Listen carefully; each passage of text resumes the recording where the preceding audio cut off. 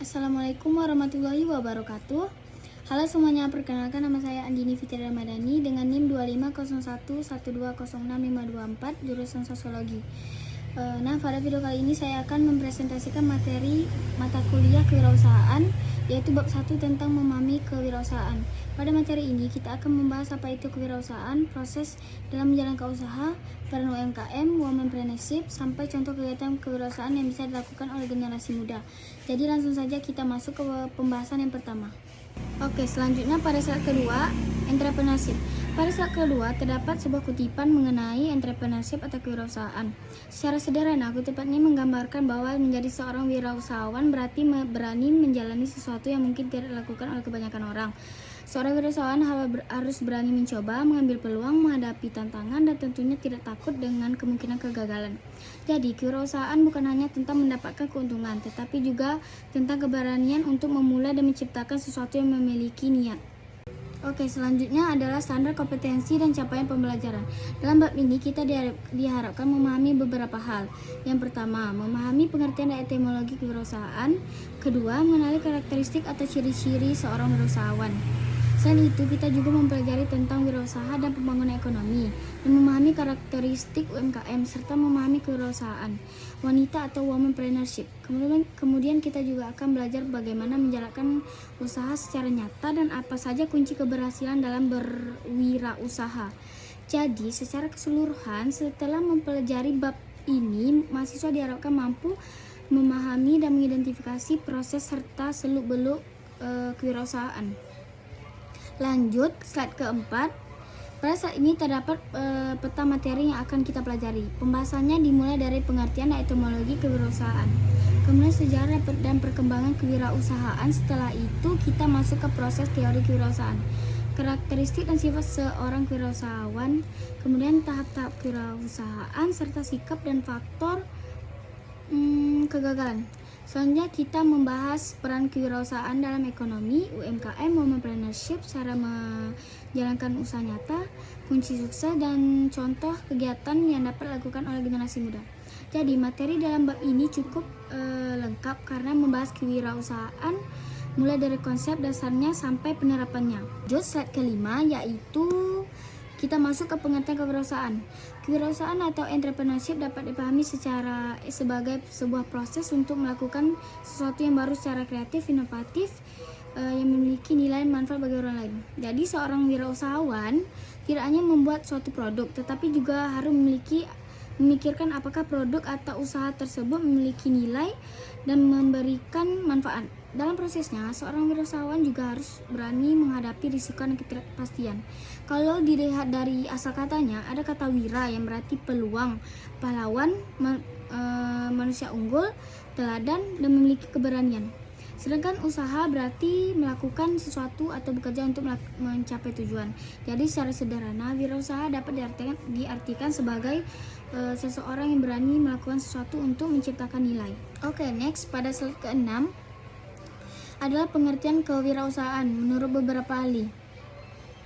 Joseph Schumpeter melihat wirausaha sebagai seorang inovator yang melakukan apa yang disebut dengan creative destruction, yaitu mengombinasikan sumber daya dengan cara yang baru.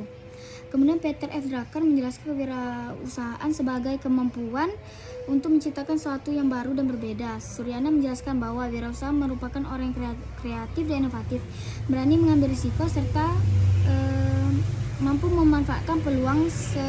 Sedangkan Zimmerman dan Scarborough menekankan penerapan kreativitas dan inovasi untuk memecahkan masalah sekaligus memanfaatkan peluang. Dari beberapa pendapat tersebut, kita bisa melihat adanya kesamaan, yaitu kreativitas, inovasi, keberanian mengambil risiko, dan kemampuan melihat peluang merupakan bagian penting dari kewirausahaan. Selanjutnya, slide ke-7 adalah istilah entrepreneur. Istilah entrepreneur berasal dari bahasa Prancis yang memiliki makna yang berkaitan dengan perantara atau seseorang yang mengambil suatu peran dalam kegiatan usaha. Dalam sejarahnya juga terdapat Marco Polo yang melakukan kegiatan perdagangan melalui jalur pelayaran hingga ke wilayah timur. Kemudian pada tahun 1755, Richard Cantillon memperkenalkan istilah entrepreneur sebagai seseorang yang menanggung risiko dalam kegiatan ekonomi. Jadi, sejak awal, istilah entrepreneur memang sudah berkaitan dengan kegiatan ekonomi, perdagangan, keberanian, mengambil risiko, dan menjalankan usaha mandiri. Next, slide ke-8. Pada slide ini kita bisa melihat perkembangan wirausaha dari waktu ke waktu. Pada tahun 1755, Richard Cantillon memperkenalkan konsep wirausaha. Kemudian pada abad ke-16, istilah wirausaha mulai dikenal lebih luas. Pada tahun 1950-an, pendidikan kewirausahaan mulai dirintis di Eropa, Amerika Serikat, dan Kanada. Kemudian pada tahun 1970-an, semakin banyak universitas yang mengajarkan manajemen kecil manajemen usaha kecil. Pada tahun 1980-an, pendidikan kewirausahaan semakin berkembang. Sementara itu di Indonesia, kewirausahaan mulai berkembang lebih luas pada akhir abad ke-20. Kondisi krisis ekonomi juga ikut mendorong berkembangnya pemahaman tentang kewirausahaan melalui pendidikan formal maupun pelatihan. Jadi, kewirausahaan yang awalnya lebih banyak dikaitkan dengan kegiatan perdagangan sekarang sudah menjadi bagian penting dalam pendidikan dan pembangunan ekonomi. Oke, lanjut slide ke-9, yaitu kita masuk ke teori inovasi dari Joseph Schumpeter. Schumpeter melihat kewirausahaan sebagai salah satu motor pertumbuhan ekonomi. Salah satu konsep pentingnya adalah creative destruction atau penghancuran kreatif. Maksudnya adalah inovasi dapat menggantikan cara-cara lama dengan sesuatu baru dan lebih bernilai. Schumpeter menjelaskan 5 bentuk inovasi baru, yaitu produk baru, metode produksi baru, pasar baru, sumber bahan baku baru, dan bentuk organisasi baru. Di slide ini juga terdapat 3 istilah, yaitu invensi, inovasi, dan difusi. Invensi berarti menumbuhkan gagasan atau teknologi baru. Inovasi berarti menerapkan gagasan tersebut menjadi sesuatu yang bernilai. Sedangkan difusi yang terakhir adalah proses penyebaran inovasi kepada pasar dan masyarakat. Jadi sebuah ide baru belum tentu menjadi inovasi kalau belum diterapkan dan memberikan nilai. Oke, lanjut ke slide ke-10. Adalah proses kewirausahaan berdasarkan model Timmons. Dalam model ini terdapat 3 komponen utama, yaitu peluang, tim, dan sumber daya. Yang pertama adalah peluang atau opportunity. Ini merupakan celah pasar yang memiliki nilai dan layak untuk dikejar. Yang kedua adalah tim. Sebuah usaha membutuhkan orang-orang yang memiliki kemampuan dan komitmen yang saling melengkapi. Ketiga, yang terakhir adalah sumber daya, seperti modal, aset, jaringan, dan kemampuan yang dibutuhkan untuk menjalankan usaha. Ketiga komponen ini harus seimbang karena peluang yang baru saja tidak cukup kalau tidak memiliki tim dan sumber daya yang mampu menjalankannya. Jadi keberhasilan usaha juga membutuhkan kepemimpinan, kreativitas, dan inovasi dan komunikasi. Oke, kita lanjut slide ke-11. Adalah faktor-faktor yang dapat memicu inovasi. Proses kewirausahaan dan diawali dengan adanya inovasi, dan inovasi ini dapat dipengaruhi oleh faktor pribadi maupun faktor dari luar pribadi. Faktor pribadi misalnya pendidikan, lingkungan sosial, dan pergaulan organisasi, kebudayaan, serta lingkungan sekitar. Sedangkan faktor dari luar pribadi antara lain adalah role model atau contoh dari orang lain, pengalaman, peluang yang tersedia, dan dukungan kebijakan. Jadi, kemampuan seseorang untuk menghasilkan ide baru tidak hanya berasal dari dirinya sendiri, tetapi juga dapat dipengaruhi oleh lingkungan dan pengalaman yang dimilikinya. Kita lanjut slide ke-12, yaitu karakteristik atau ciri-ciri wirausahawan. Ciri-ciri yang pertama adalah percaya diri, yaitu yakin terhadap gagasan dan kemampuan diri sendiri. Yang kedua, berorientasi pada tugas dan hasil, yaitu lebih mengejar prestasi daripada sekedar prestise. Ketiga, berani mengambil risiko, tetapi bukan berarti mengambil risiko secara sembarangan. Risiko tetap harus diperhitungkan. Keempat adalah kepemimpinan, yaitu mampu memimpin tim dan terbuka terhadap kritik. Yang kelima adalah keorisinilan, yaitu mampu menghasilkan sesuatu yang kreatif dan baru. Keenam adalah orientasi masa depan, yaitu memiliki visi secara jangka panjang. Dan yang terakhir adalah jujur secara tekun. Kejujuran penting untuk membangun kepercayaan, sedangkan ketekunan dibutuhkan agar usaha dapat terus berjalan. Selanjutnya slide ke-13. Selain ciri-ciri tadi, seorang wirausahawan juga memiliki beberapa sifat unggul. Pertama adalah keyakinan dan kemandirian. Seorang wirausahawan harus optimis dan percaya pada kemampuan dirinya. Yang kedua, berorientasi pada prestasi, artinya tekun memiliki energi, inisiatif, dan kemampuan yang kuat. Ketiga, menyukai tantangan dan mampu menghadapi risiko. Keempat, memiliki jiwa pemimpin, mudah bergaul, dan terbuka terhadap saran maupun kritik. Kelima, inovatif dan kreatif, sehingga mampu menyesuaikan diri dengan keadaan. Dan yang terakhir adalah visioner, yaitu memiliki pandangan terhadap masa depan dan mau bekerja untuk mencapai tujuan tersebut. Lanjut, slide ke-14 adalah teori motivasi berprestasi dari David McClelland. Menurut teori ini, seorang wirausahawan yang sukses didorong oleh kebutuhan untuk berprestasi atau need for achievement. Ada 3 kebutuhan yang dapat mendorong perilaku seseorang. Pertama adalah achievement, yaitu dorongan untuk mencapai prestasi, menetapkan target yang menantang tetapi realistis dan bertanggung jawab terhadap hasil. Kedua adalah affiliation, yaitu kebutuhan untuk menjalankan hubungan dengan orang lain. Hal ini penting dalam membangun jaringan kerjasama dan pemasaran. Ketiga adalah empower, yaitu kebutuhan untuk mempengaruhi dan memimpin orang lain dalam mencapai tujuan bersama. Jadi, motivasi dalam kewirausahaan tidak hanya tentang uang, tetapi juga tentang prestasi, hubungan sosial, dan kemampuan pemimpin. Selanjutnya adalah 4 tahap dalam kewirausahaan. Tahap pertama adalah memulai. Pada tahap ini, seseorang memulai dengan peluang yang menentukan jenis usaha yang dijalankan. Tahap kedua adalah melaksanakan, yaitu mulai mengelola pembiayaan, sumber daya manusia, organisasi, pemasaran, kepemimpinan, dan evaluasi. Tahap ketiga adalah mempertahankan. Pada tahap ini, pelaku usaha perlu menganalisis hasil dari perkembangan usaha yang bisa menyesuaikan diri dengan kondisi. Kemudian tahap keempat adalah mengembangkan. Kalau usaha menunjukkan hasil yang positif dan mampu bertahan pada usaha dapat diperluas. Jadi, menjalankan usaha bukan hanya tentang memulai, tetapi juga bagaimana mempertahankan dan mengembangkannya. Slide ke-16, sikap yang harus dimiliki. Untuk menjalankan usaha, ada beberapa sikap yang harus dimiliki. Di antaranya adalah disiplin, memiliki komitmen yang tinggi, jujur, kreatif dan inovatif, mandiri dan serta realistis. Menurut saya, sikap-sikap ini sangat penting karena ide usaha yang bagus saja belum tentu berhasil. Kalau orang yang menjalankannya tidak disiplin dan tidak memiliki komitmen. Jadi, kemampuan dalam berwirausaha perlu didukung dengan sifat dan kebiasaan yang baik. Lanjut, slide ke-17, usaha real dan usaha spekulatif. Pada slide ini terdapat perbedaan antara usaha real dan usaha spekulatif. Usaha real lebih menekankan kepada pelayanan, kemandirian, kerjasama, inovasi, dan proses membangunkan usaha secara bertahap. Sementara usaha spekulatif lebih mengarah pada keinginan untuk cepat kaya, menggunakan cara instan, dan memiliki risiko yang dapat merugikan pihak lain. Jadi, dalam kewirausahaan kita perlu membangun usaha yang nyata, etis, dan berkelanjutan, bukan hanya mengejar keuntungan secara cepat.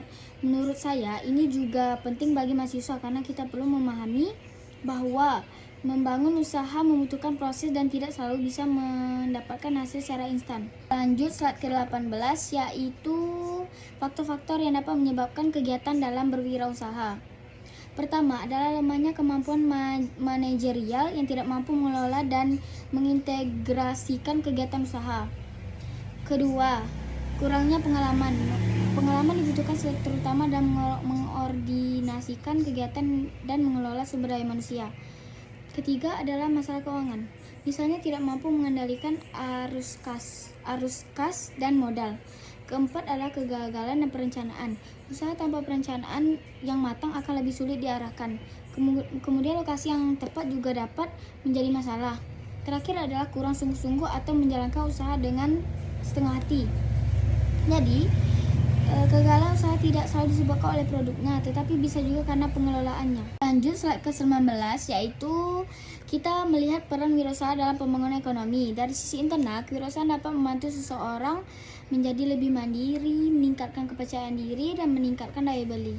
Sedangkan dari sisi eksternal, wirausaha dapat menciptakan lapangan pekerjaan, mengurangi pengangguran, meningkatkan pendapatan masyarakat, mengombinasikan faktor produksi, dan meningkatkan produktivitas nasional.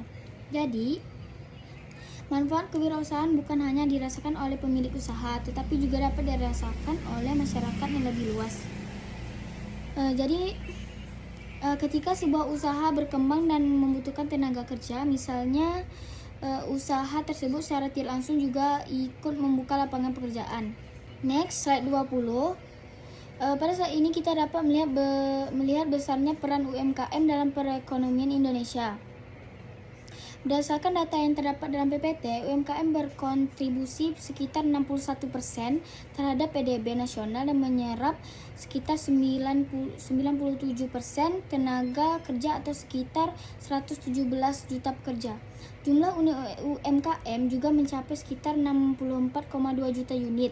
Selain itu, rasio kewirausahaan Indonesia yang ditampilkan adalah sekitar 3,5% dengan target nasional minimal 4%. Data tersebut menunjukkan bahwa UMKM memiliki peran yang sangat besar dalam perekonomian dan masih terdapat peluang bagi generasi muda untuk ikut berwirausaha. Lanjut, slide 21 adalah berkarakteristik usaha mikro, kecil dan menengah atau UMKM. UMKM biasanya memiliki modal awal yang relatif rendah dan seringkali dimulai dari tabungan pribadi. Struktur organisasinya juga cenderung sederhana sehingga keputusan yang dibuat lebih cepat. UMKM juga fleksibel dan adaptif karena dapat menyesuaikan produk dengan kebutuhan pasar. Biasanya UMKM juga fokus pada pasar lokal dan membangun hubungan personal dengan pelanggan. Namun, UMKM juga memiliki kerentanan karena adanya keterbatasan modal, teknologi, dan akses terhadap pasar global. Jadi, UMKM memiliki kelebihan dan sisi fleksibilitas, tetapi tetap memiliki tantangan dalam pengembangan usahanya. Next adalah womanpreneurship atau kewirausahaan wanita. Saat ini, wanita tidak hanya berperan sebagai peserta dalam dunia usaha, tetapi juga dapat menjadi pemimpin dan mengembangkan bisnis. Womanpreneurship berkaitan dengan kesetaraan gender, yaitu memberikan kesempatan bagi wanita untuk berkarir di bisnis.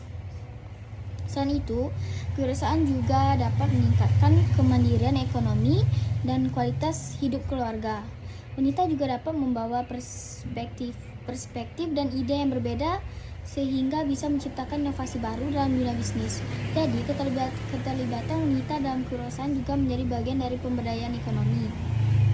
Selanjutnya adalah 5 langkah untuk memulai usaha nyata. Yang pertama adalah melakukan analisis jenis bisnis. Kita perlu memiliki bidang yang dinikmati dengan mempertimbangkan perkiraan penjualan serta titik impas atau BEP. Kedua, yaitu menyusun rencana bisnis atau business plan sebagai gambaran mengenai arah usaha dan kebutuhan dana. Ketiga, yaitu menyiapkan modal. Modal dapat berasal dari tabungan, investor, pinjaman, kemitraan, atau reseller. Keempat, mengurus legalitas usaha agar usaha mendapatkan perlindungan dan diakui secara hukum. Dan yang mengurus legalitas usaha agar usaha yang mendapatkan perlindungan dan diakui secara hukum. Dan yang kelima adalah memperluas networking atau jaringan dengan bergabung dalam komunitas dan membangun hubungan dengan pasar. Jadi sebelum membuka usaha, sebaiknya kita tidak hanya bermodal keberanian, tetapi juga memiliki perencanaan yang jelas. Oke, next. Slide ke-24. Pada saat ini terdapat beberapa tokoh dunia dan pandangan mereka mengenai kunci kesuksesan. Peter Drucker menekankan pentingnya mencari dan memanfaatkan perubahan sebagai peluang. Richard Branson menekankan keberanian mengambil risiko dan tetap optimis ketika menghadapi kegagalan.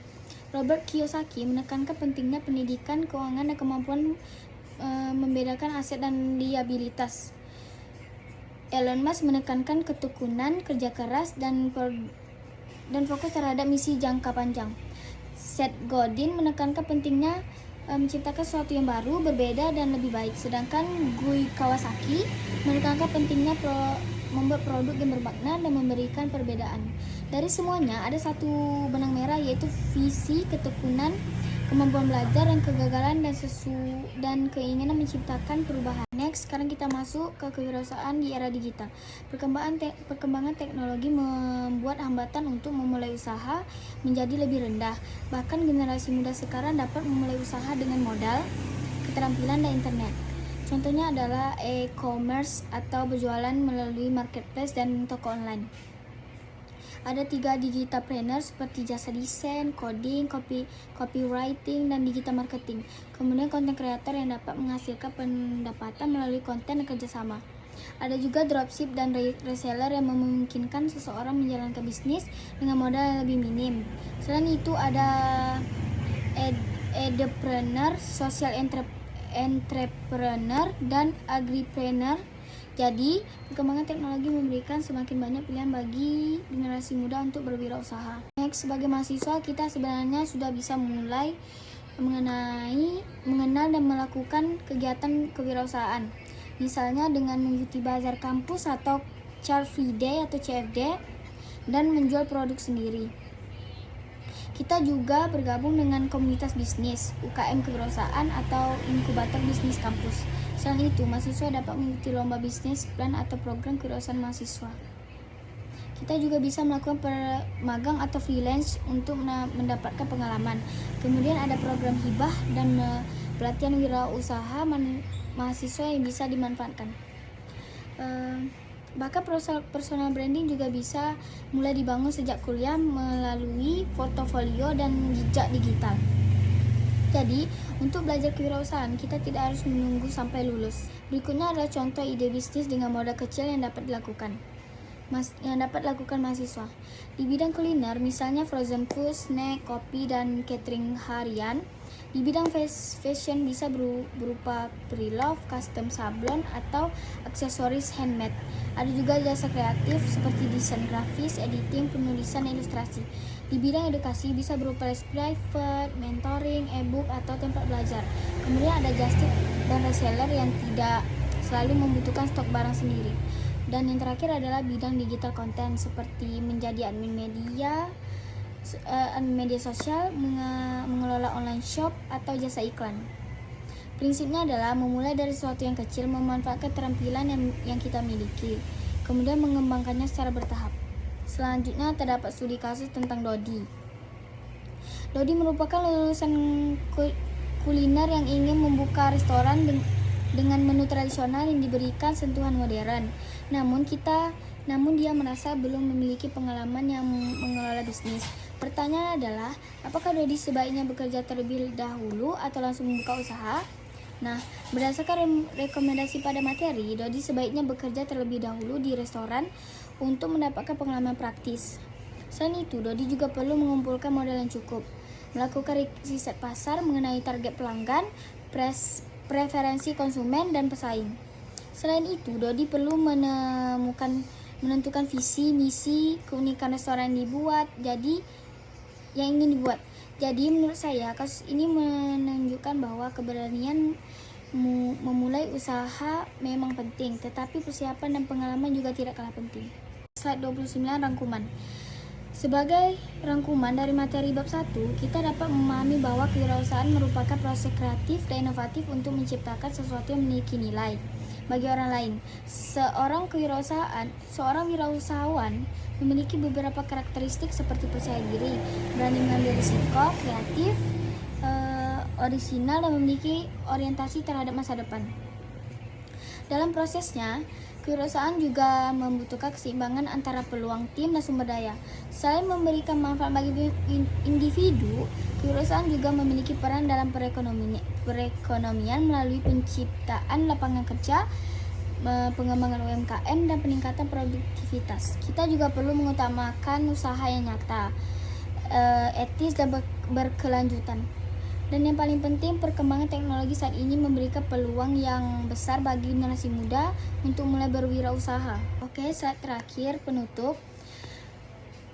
Baik, itu tadi penjelasan saya mengenai materi bab 1, yaitu memahami kewirausahaan. Dari materi ini saya dapat menyimpulkan bahwa menjadi seorang wirausahawan bukan hanya tentang memiliki bisnis, tetapi juga tentang bagaimana kita mampu melihat peluang, berpikir kreatif, berani mencoba, menghadapi risiko, dan terus belajar dari pengalaman. Sebagai mahasiswa, kita juga sebenarnya memiliki banyak kesempatan untuk mulai belajar berwirausaha, baik melakukan usaha kecil, kegiatan kampus, freelance, maupun memanfaatkan teknologi digital. Demikian presentasi dari saya. Terima kasih kepada Bapak dan teman-teman yang sudah menyimak video presentasi ini. Wassalamualaikum warahmatullahi wabarakatuh.